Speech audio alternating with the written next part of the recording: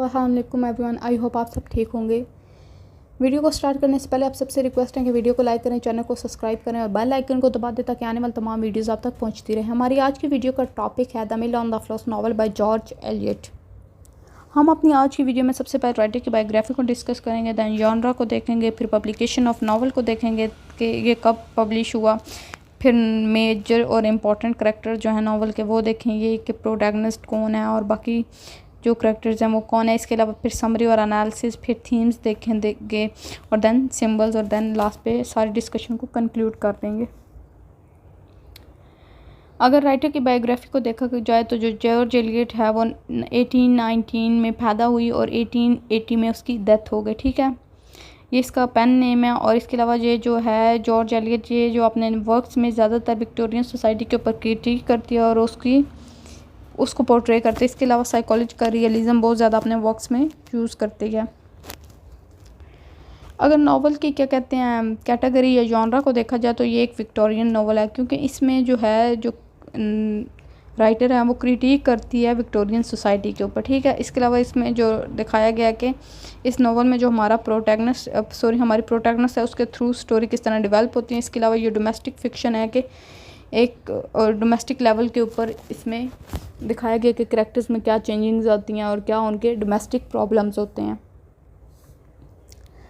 इसके अलावा अगर इसकी पब्लिकेशन डेट को देखा जाए तो ये जो नावल फर्स्ट पब्लिश हुआ था ये हुआ था 1860 में। और इसके अलावा अब तक ये जो नावल है इसने कोई स्पेसिफिक अवार्ड नहीं जीता, लेकिन इसके अलावा ये जो एलियट का as a most important work consider किया जाता है इंग्लिश लिटरेचर में। अगर इम्पॉर्टेंट करैक्टर देखें इस नावल में तो इस नावल में बहुत ज़्यादा करैक्टर्स यूज़ हुए हैं जो हमारे पास, लेकिन हम अपने इम्पॉर्टेंट करैक्टर्स को डिस्कस करेंगे। सबसे पहले हमारे पास करैक्टर आएगा मैगी का, जो कि एक इंटेलिजेंट गर्ल है और पैशनेट प्रोटैगनिस्ट है ऑफ द नावल। इसके अलावा इसको जो क्या कहते हैं हमारी राइटर हैं उन्होंने एज ए माउथ पीस भी यूज़ किया। और जो हमारे पास सेकंड करैक्टर हैं वो टॉम है, जो कि मैगी का ओल्डर ब्रदर होता है और ये एक प्रैक्टिकल प्राउड होता है। ठीक है, प्रैक्टिकल भी होता है और प्राउड भी होता है। और जो हमारे पास थर्ड करैक्टर है वो फ्लिप करैक्टर ऑफ फ्लिप का है, और जो एक हैंडीपैक बॉय होता है, एक सेंसिटिव यंग मैन होता है और ये central figure of Maggie's life होता है।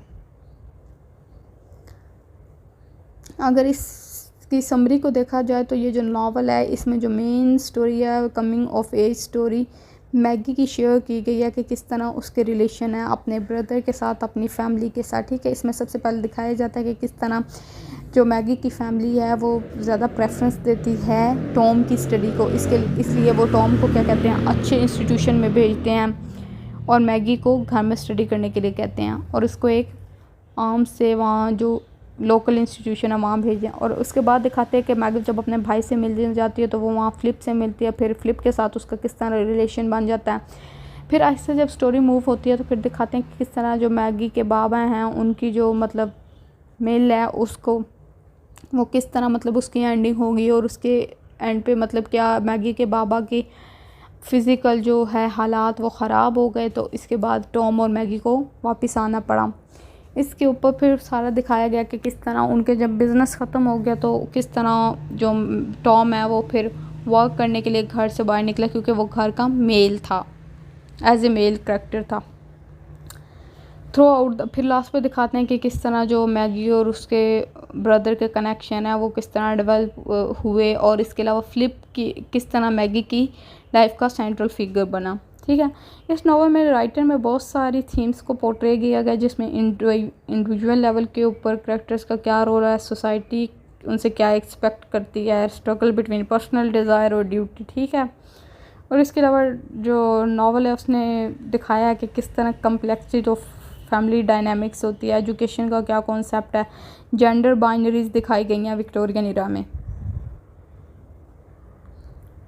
सबसे पहले जो थीम है वो है ड्यूटी और इंडिविजुअलिटी की। ठीक है, ये जो थीम है ये सोशल एक्सपेक्टेशन को और पर्सनल डिज़ायर को दिखाते हैं, जिसमें मैगी को दिखाते हैं कि वो किस तरह स्ट्रगल करती है अपनी आइडेंटिटी के साथ। ठीक है, किस तरह स्टार्ट में उसकी आंटीज़ उसको टॉन्ट करती हैं। ठीक है, और बाद में दिखाते हैं कि उसकी ऑब्लिगेशन उसकी फैमिली और सोसाइटी के टुवर्ड्स क्या होते हैं।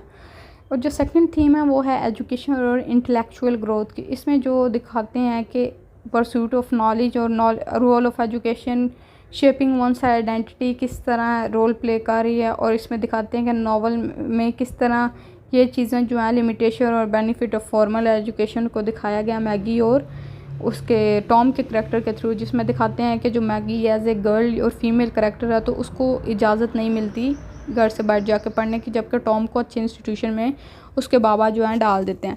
तो ये सेम थिंग है जेन ऑस्टन को रिप्रेजेंट कर रही है, क्योंकि जॉर्ज एलियट जो हैं उन्होंने अपना पेन नेम यूज़ किया है, उन्होंने अपना फुल नेम नहीं यूज़ किया, क्योंकि विक्टोरियन एज में वुमेंस को अलाउ नहीं था कि वो नॉवेल्स लिख सकें, ठीक है। और जो सेकंड थिंग है वो नेक्स्ट जो हमारे पास थीम है वो है जेंडर रोल्स एंड एक्सपेक्टेशन। इसमें दिखाते हैं जेंडर रोल्स में हम देखते हैं कि टॉम और मैगी का रोल, ठीक है। टॉम में हम देखते हैं कि वो किस तरह उसको हमेशा अपर हैंड रखा जाता है, बाइंड्रीज क्रिएट कर दी जाती हैं बिटवीन जेंडर के, उसको ज़्यादा बेहतर जो है चीज़ें मिलती हैं और उसको अच्छी जगह पढ़ने का मौका मिलता है, जबकि मैगी को वो नहीं मिलता, ठीक है। और दूसरी तरफ देखते हैं कि उसके बाबा की जब मतलब फ़िज़िकल हालत जो है वो ख़राब हो जाती है, तो किस तरह जो मेल है टॉम जो एज ए मेल होता है तो उसको घर से बाहर जाकर कमाना पड़ता है।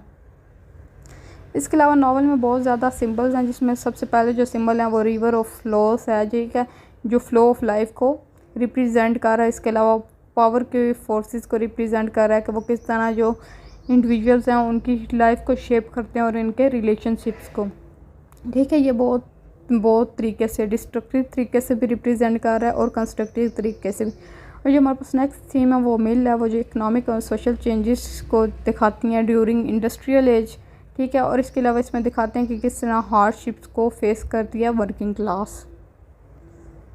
आई होप आपको इतनी समझ आ गई होगी। और नेक्स्ट अब हम अपनी जो डिस्कशन है उसको रैप अप करते हैं। जो मिल ऑफ फ्लॉस है ये एक प्रोफाउंड नॉवल है, इसमें ह्यूमन नेचर, सोशल कंस्ट्रक्शन और सोशल कम्प्लेक्सिटीज़ और फैमिली रिलेशनशिप्स को दिखाया गया है, ठीक है। इसमें जो हमारे पास हमारी प्रोटैगनिस्ट होती है उसकी लाइफ को दिखाया गया और दिखाया गया कि किस तरह उसके जो रिलेशनशिप हैं वो कितने कम्प्लेक्स है अपनी फैमिली के साथ। और इसके अलावा डोमेस्टिक लेवल्स के ऊपर विक्टोरियन एज में क्या होता था, वहाँ क्या सूरत हाल थी, वो पोर्ट्रे किया गया, ठीक है। ये जो नावल एक पावरफुल क्रिटिक है विक्टोरियन सोसाइटी के ऊपर, ठीक है, और ह्यूमन एक्सपीरियंस के ऊपर। आई होप आप सबको समझ आ गई होगी। जाने से पहले आप सबसे रिक्वेस्ट है कि वीडियो को लाइक करें, चैनल को सब्सक्राइब करें और बेल आइकन को दबा दें ताकि आने वाली तमाम वीडियोज़ आप तक पहुँचती रहें।